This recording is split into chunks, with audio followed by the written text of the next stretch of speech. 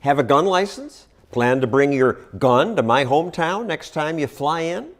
Pack all unloaded firearm and firearm parts in a locked, hard-sided container. If you call the TSA, they will tell you, put the gun in a locked container and notify the airline during the ticket counter check-in process. But even if you do this properly, New York authorities will still wreck your life. I declared my gun, because I always do. I fly in and out all over the U.S. with it. Patricia Jordan carries her gun for protection. She correctly followed all the TSA procedures when she flew from her home in Georgia to New York City. It's in a TSA case, everything's separate, it's locked. She was traveling with 3 teenage girls and wanted her gun in her hotel room. I know that if something happens, then I can protect myself. I was glad that she had brought it just in case something did happen. On their way home, Patricia did everything correctly again. The airline counter, she again told the agent she wanted to check her gun. But this time she was told, wait. The next thing I know, they're getting ready to arrest me. For what exactly? For having a gun. I thought I was going to pass out. I really did. I have my permit. I'm doing everything I'm supposed to right. Of course, I started freaking out. She sat there and begged the lady, please don't arrest my mom, please don't arrest my mom. She's like crying, begging her not to take me. The police put Patricia in jail and told her, you've committed a felony. The minimum was 3.5 to 7 years mandatory prison for this. Another visitor, Avi Wolf, was jailed just for having a gun part, an empty magazine. There were no bullets. It's just something like this. It was exactly like that. Instead of a plastic exterior, mine had a little bit of a different make to it, but it was exactly that. Somebody could have done more damage to an individual with a fork from McDonald's than with that. Wolf, too, checked with the TSA beforehand. They told him, just declare it to TSA agents at security. I'm telling them that. Just notification, I have a magazine here. It's empty, there's no bullets, there's no gunpowder.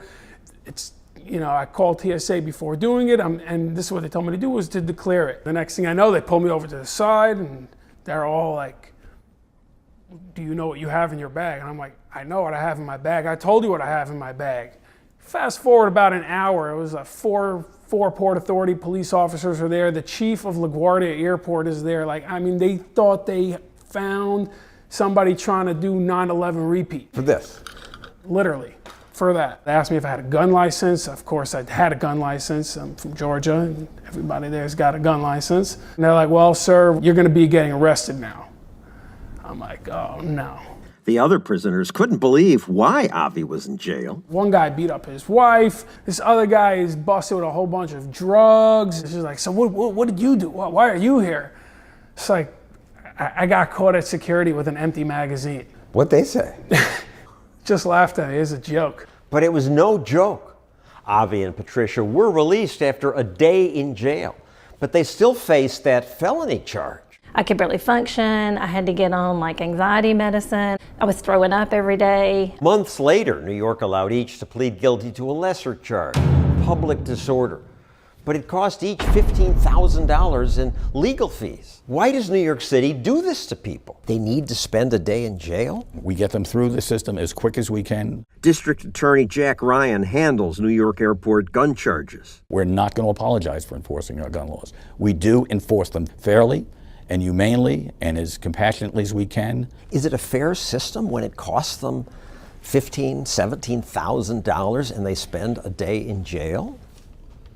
It's as fair as we can make it under all of those circumstances. Even in Avi's case? It's an empty piece of plastic. Whether the magazine is made out of plastic, Kevlar, or metal, I think is immaterial. It's a question of how many bullets it holds. That's why New York has banned them. Isn't what's material is whether it held any bullets? It didn't. It was empty. You can discuss that with the legislature.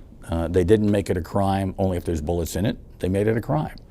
Patricia had carefully separated her gun from her bullets. The officer could not even find my bullets in my suitcase. I had to stop and go show her where they were. But yet they said that this was considered a loaded weapon in New York. Under New York law, if they're together, they're loaded. And so we have prosecuted a number of those cases. Loaded even if they're not loaded? If the weapon and the ammunition are together, they're loaded. Most every week, New York jails someone who innocently travels with a gun, legally licensed in their state. These are people who are trying to do everything right. They go on the TSA website. They follow the regulations to fly with their gun. They go on the airline website, and they follow the regulations to properly fly with their gun. And then New York jails them. You're a sadistic bully locking these people up. These aren't threats. We know they're not threats after we check them out. We do not know who they are when we first talk to them. Give me a break. Prosecutors have discretion. They could be reasonable with these poor people who had no idea that they'd violated New York's strange laws. But New York politicians don't want you to have a gun, so they will put you in jail to send everyone a message.